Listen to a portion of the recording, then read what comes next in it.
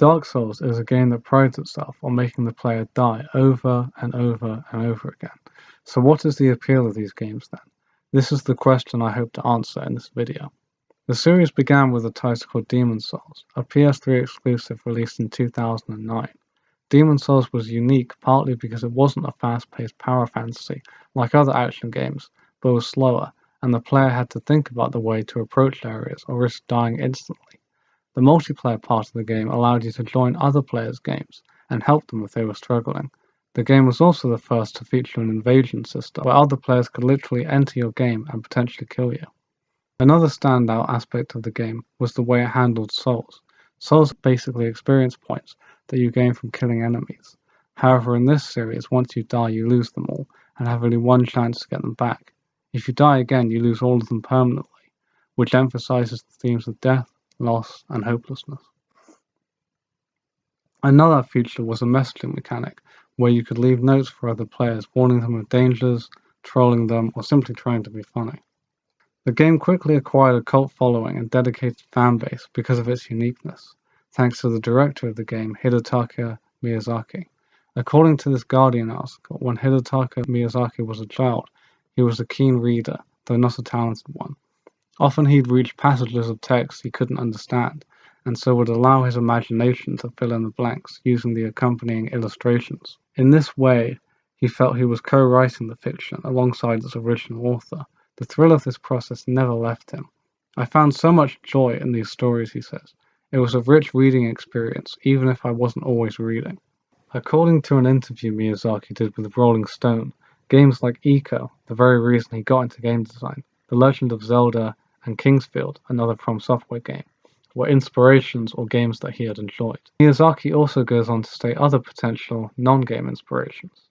First, you'd spot the manga shelf, with Devilman and Berserk lining the top.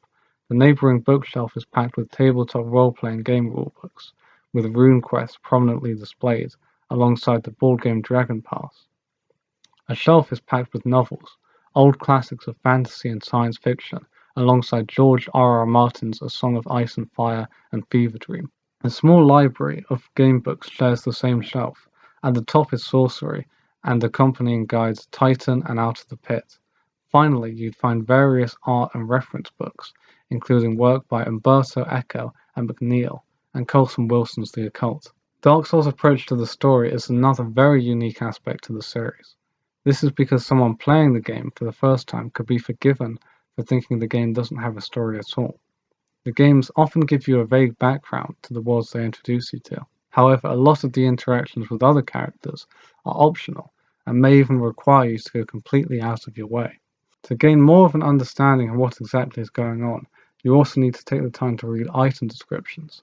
Instead of traditional storytelling, Dark Souls tells its story with its environments. You travel to a beautiful looking city called Anor Londo at one point, but it is almost completely abandoned. It's up to you, the player, to find out what happened using the details the game gives you. The theme of decay in both the ruined civilizations and the characters is a strong one. Dark Souls is not only influenced by other media, however. Inspirations for locations in the game can clearly be seen in locations in the real world, in cathedrals, castles, and traditional Victorian-era English buildings.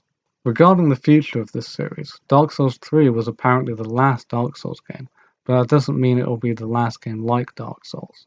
It's almost certain that this franchise will continue with simply a different title, keeping the elements of the game that have been successful and innovative. As of the time writing this, From Software have announced a new game with the tagline Shadows Die Twice. It's extremely likely this will be a new Souls-like or a sequel, as none of the games have been as successful for From Software as Dark Souls, and it's all they've been working on for 3 years. It would be crazy not to continue this series and try new settings and ideas. It would also be pretty depressing, as not a single game I've played, anyway, has even come close to the Souls series. Going back to more conventional games feels like a massive downgrade. Dark Souls is truly a series ahead of its time, and one that other game developers haven't come close to reaching in terms of quality. Whatever happens, it's certain that the future of these games will be far more hopeful than the worlds they contain.